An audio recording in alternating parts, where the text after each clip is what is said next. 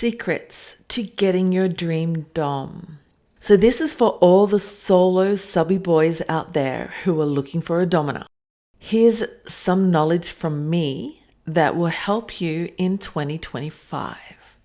This pod is an extended answer that I gave to someone who asked a question on one of my previous pods.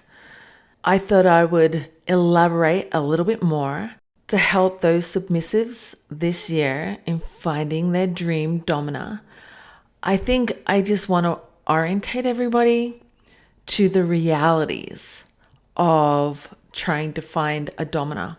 So I'm mainly aiming for listeners who have been in the scene a little while and who understand certain concepts, understand how the BDSM scene and communities work, and who have had a little bit of experience interacting with real domina. You're listening to the Mistress Code. I'm Racy Wild. Some cold hard facts according to my knowledge and experience. 1.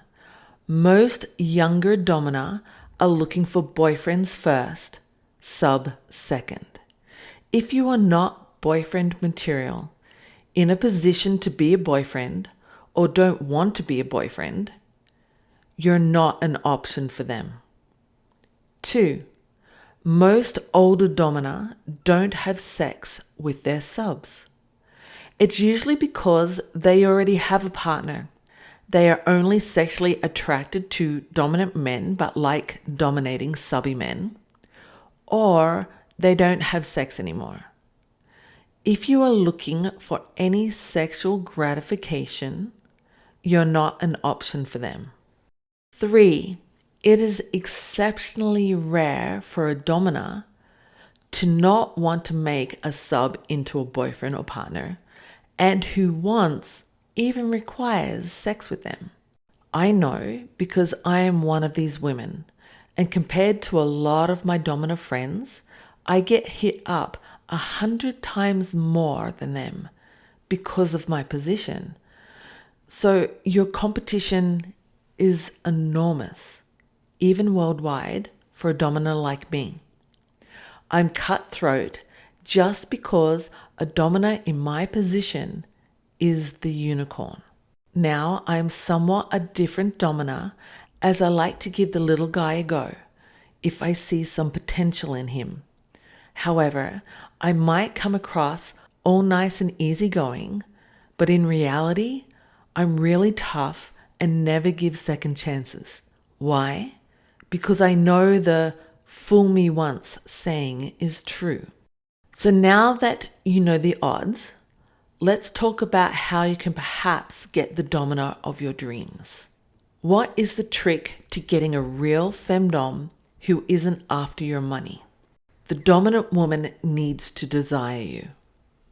I'm not talking about love or for sex, but she needs to desire to dominate you. For this to happen, 1. There must be some DS chemistry between you. Some sort of attraction. You need to connect because of your bodies or your mind. And yes, sometimes that also means anti-attraction. I have specifically chosen to be with subs who have repulsed me simply because I could treat them badly without getting emotionally attached. Every sub can have a purpose. Repulsion is easy. Take Cersei Lannister from Game of Thrones. She wouldn't ever have sex with her gimp bodyguard, but they had a special bond. Many domina don't like to delve into the darker side of submission with gimps and egos and monsters. They want men they at least like to look at. And the hard part lies in if you need to be adored by your domina. If you want her to look favorably on you, you need to be attractive to her. Your body first, and then your mind will carry you the rest of the way. A personal example, and I know my personal subs are going to laugh at this, I require my subs to be sexy for me, to work at being sexy. There is a whole lot of psychology to this, but this is where I use role reversal for reals. I want my men to be the object of my desire. But most, if not all, but a small handful of domina do not do this. Most domina want to be the object themselves. And this is an example of how every domina has their own desires and agenda. 2, you must ignite her dominance. There must be something about you, something about your chemistry that triggers her into wanting to dominate you. Yes, a femdom can have the desire to dominate from her own energy. And unfortunately, this is how most subs think a domina operates, that she will just dominate him on her own energy. Firstly, this is lazy on the sub's part. He thinks he doesn't have to do anything to be dominated. But the reason why this is not the best is if a domina activates her dominance by herself, it means she connects with her own dominance and desires, and you just become an object to fulfill them. This is what happens to men who get typed as just play subs at events and aren't seen as DS material. When a domina's dominance is not activated by the sub, but by herself, she uses the sub as a tool, and then when she's done, tosses him and doesn't want to have anything to do with him afterwards. The sub is left confused because he thought she liked him by playing, but now she is ignoring him. It is because her dominance was activated by herself, which means she never needed him in the first place. She could have played with any sub at the event, it didn't matter who, because she was riding on her own energy. This is what most, if not all, online pro-doms, OnlyFans content creators do. They might be dominating on their own energy, but they aren't doing DS. DS is a power exchange dynamic. It requires an exchange of energy for it to exist. So in order for you to attract a domina for a DS relationship, so you are not just used once and forgotten, you need to ignite her dominance. If she has to do it herself, you've lost the war. Depending on what type of domina she is, you need to ignite her feelings to want to hurt you, or feelings to humiliate you, or feelings to trap you, or feelings to baby you. So you need to ignite her dominance, or at least show that you have the potential to do that. When you are the one igniting her dominance, then she needs you. No, this does not mean you are in control. Consider it like she's a tiger and suddenly she sees a rabbit hopping in the field. She won't be able to leave it alone. I've said this in another pod, but with some subs, I can strip them naked, gag them, and put them in the corner holding a pot plant all day and forget that they are there. But with other subs, every time I walk past them, I just can't leave them alone. Their energy triggers me to dominate them. It's the personal magic subs have inside them.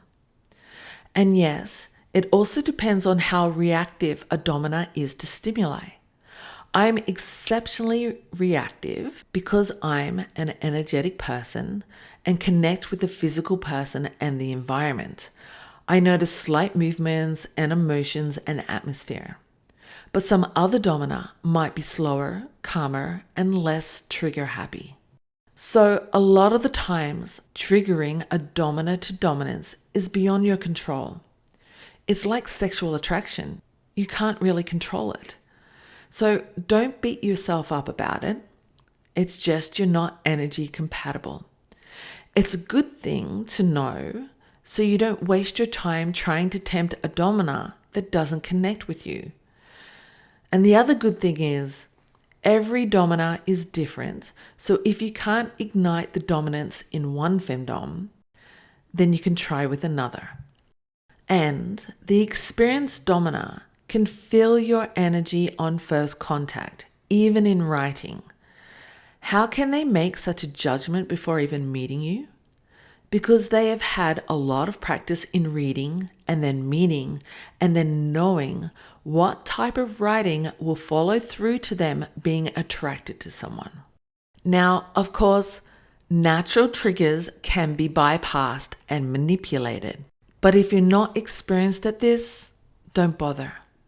But just for discussion's sake, I personally get triggered by many things that have nothing to do with the sub's energy. If a guy presents to me a very slutty and shaven ass, hell yeah, I'm in. He triggers my desire for anal and makes me want him. I will move mountains to have him. Now, I want him just physically to feed my own desire for anal. I don't desire him specifically, and my idea is to use him once and then throw him away. But this is the way in for him to meet me and for me to get to feel his energy. Sometimes when I first meet them, I feel nothing. I'm just after their ass. But when we get to playing, sometimes a magic trigger happens. The mood turns and we connect on a domina sub level. And the erotic emotions go through the roof. Now, I'm not generally attracted to this person at all, and I might even feel we don't really match on any level. But when we are in the scene together, our DS chemistry is undeniable, and that is what makes me want them as a sub. This DS dynamic is more logical than a trigger choice, but this is the hardest way of doing it, and there is a great failure rate. But when it happens, it's incredible. And even though I don't desire the person, I desire our DS dynamic. It's complicated, I know. But it is also only for advanced femdoms and subs. So, triggering a domina's dominance. Well, you're not going to do it by sending her a dick pic. Though I'm a hypocrite here. I do get triggered and want to dominate a sub based on the stellar cock. And that's only because I'm the anomaly. But the cock must be sexy to me. If you don't have a sexy cock, you will repel me. I can't help it. Most women say they are demisexual or sapiosexual, but I know it's just because they are being politically correct. Women have a habit of wanting to live up to the ideals of a good person.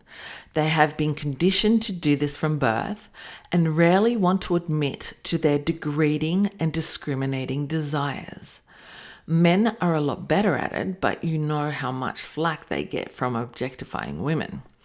So, for example, I'm not into facial hair on men. It makes me think they have a cat growing on their face.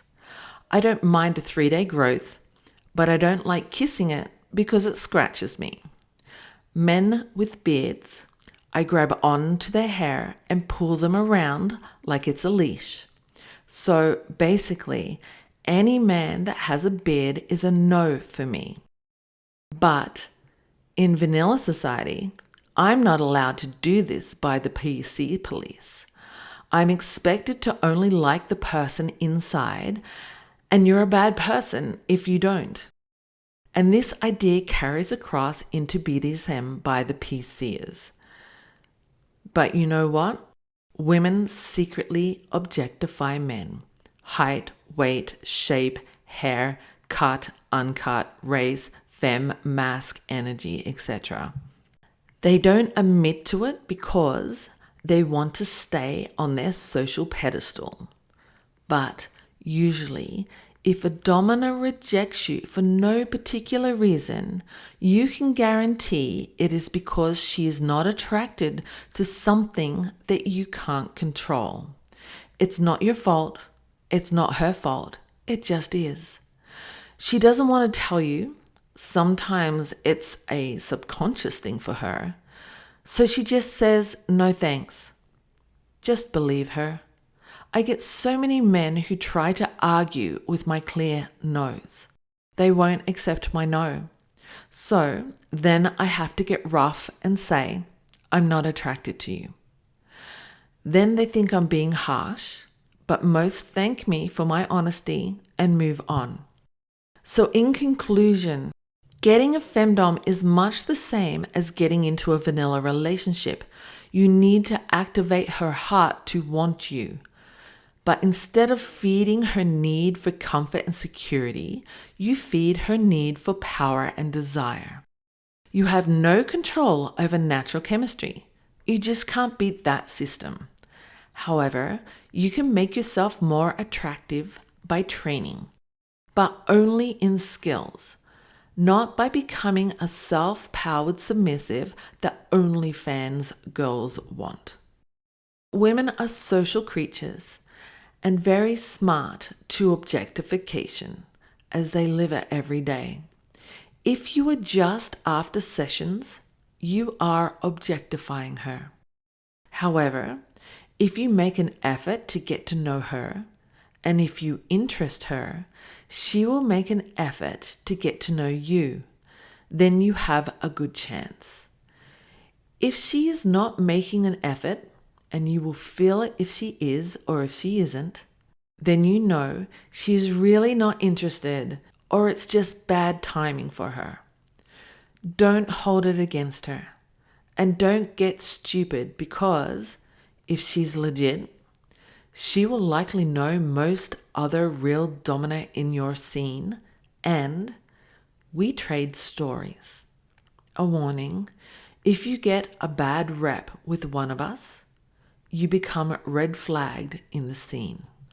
I suggest you read Venus in Furs.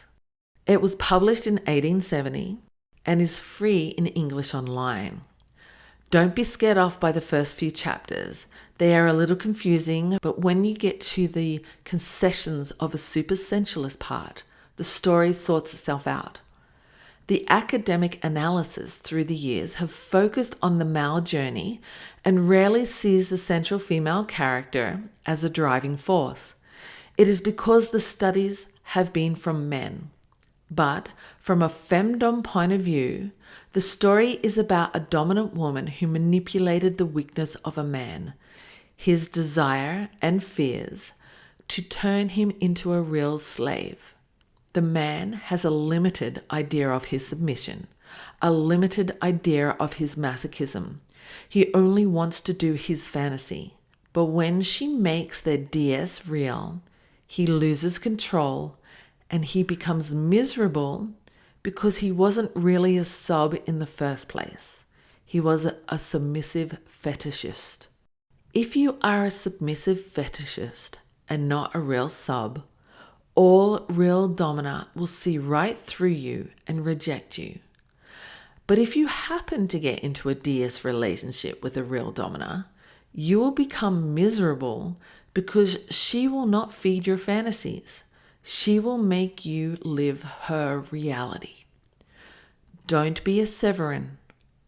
All the wonders will show you can't handle real submission.